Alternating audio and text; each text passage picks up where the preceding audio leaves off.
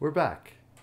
I generally, what we're going to talk about is things called graceful exits, which are short sales, deeds in lieu of foreclosure, cash for keys, and other options a lender may give you. There are short sales says, hey lender, I owe you more money than this house is worth. I want to sell it, but I can't sell it because I can't pay you off. The lender says to you, well, here's what we'll do. If you just sign the deed, if you sell the house, find a buyer who's willing to pay a reasonable price for it, we'll evaluate that. And if we agree that that's what the house is worth and that's what the value is, we'll sell it to that person. We'll sell to that person at that price, and we will allow you to give them that house free and clear of our mortgage. Now, there are danger zones with short sales. The danger zone is a lender may require a contribution. A lender may say, okay, we're allowing the collateral to be sold. However, we're not releasing you from a deficiency on the loan. These are very important provisions. They must be in a written form. You must make sure that if you do a short sale, that it's done appropriately and that you are relieved of any and all obligation under the note, under the loan, under the mortgage when you walk away from this property.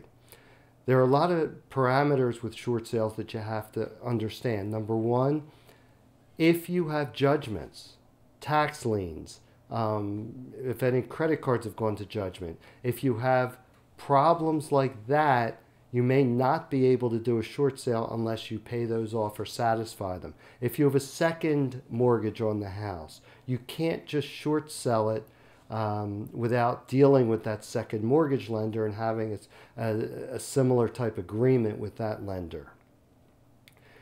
They will not, lenders as a general rule will not allow a relative or brother-in-law to come in there with a lowball price and try to steal the property.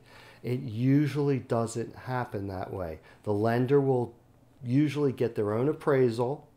They'll rely on either a broker's price opinion, a market analysis, or an appraisal, and come up with a percentage of that of a range in which they're willing to accept a price for that property. These things take time.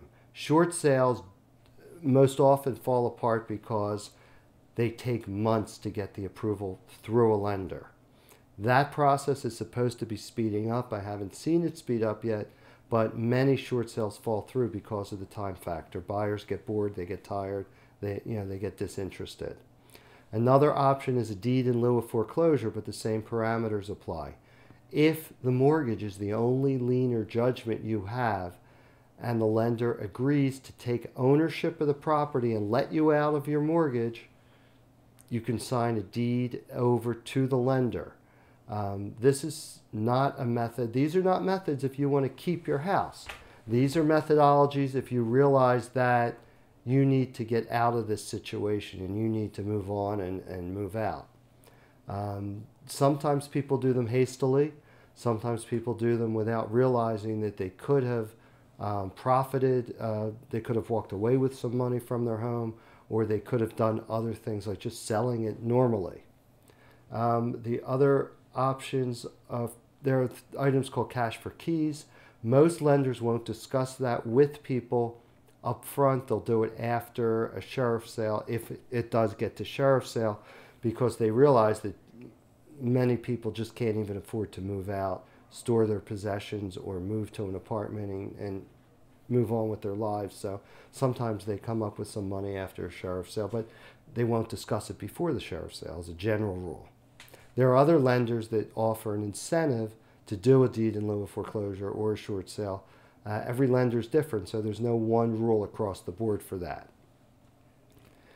The other thing that I wanted to discuss in the mediation program is meeting with your housing counselor beforehand. The mediation program really doesn't exchange documents and it doesn't negotiate like you would think it should.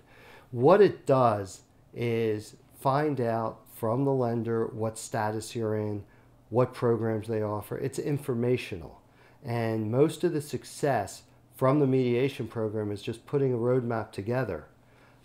So far, my office has had over 2,000 mediations with various lenders and borrowers, so we're very familiar with the process. It's not a court decision.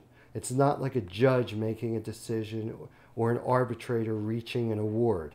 The mediator has no authority. All they try to do is get the parties to agree on a game plan to move forward to either save the house, to come up with a modification, or to come up with some other alternative, the graceful exits we discussed.